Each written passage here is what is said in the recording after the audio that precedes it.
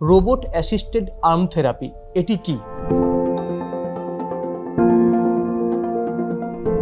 নমস্কার, আমি doctor Ambar Konar, MD physical medicine and rehabilitation, consultant rehabilitation physician, রিহাবানা, Kolkata. Robot assisted arm therapy হলো রোবটের মাধ্যমে স্ট্রোকের পরে বা হাতের কোনো দুর্বলতার পরে সেই হাতের শক্তি ফেরানোর বিভিন্ন উপায়। রোবট সাধারণত দু ধরনের হয় যেগুলো আমরা থেরাপিতে ইউজ করা হয়। একটা হচ্ছে এন্ড এফেক্টর রোবট, একটা হচ্ছে এক্সোস্কেলিটন রোবট। এই দুটোর মধ্যে হেড অন কম্প্যারিজন খুব বেশি ক্ষেত্রে করা হয়নি।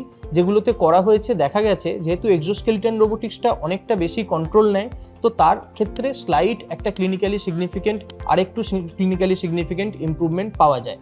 এটা কিন্তু যে কনভেনশনাল রিহ্যাবিলিটেশন প্রোগ্রাম সেটার কিন্তু পরিপূরক, সেটা ছাড়া কিন্তু এই রোবোটিক রিহ্যাব খুব লাভজনক হয় না।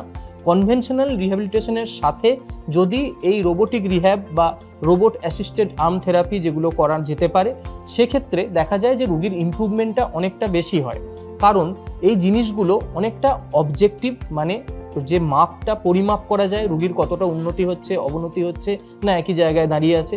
2 নম্বর, এই জিনিসটা অনেক ক্ষেত্রে রোগীর জন্য এনগেজিং, রোগী অনেকটা ইনভলভ হতে পারেন। বেশ কিছু আছে রোবোটিক, তার মধ্যে গেমস আছে যাতে রোগী তার মধ্যে স্ক্রিনের দিকে তাকিয়ে ইন্ডালজ হবেন এবং বুঝতে পারবেন যে আমি কতটা কাজ করতে পারছি, পারফর্ম করতে পারছি, আমার কতটা এই জায়গায় ইমপ্রুভমেন্ট আসছে।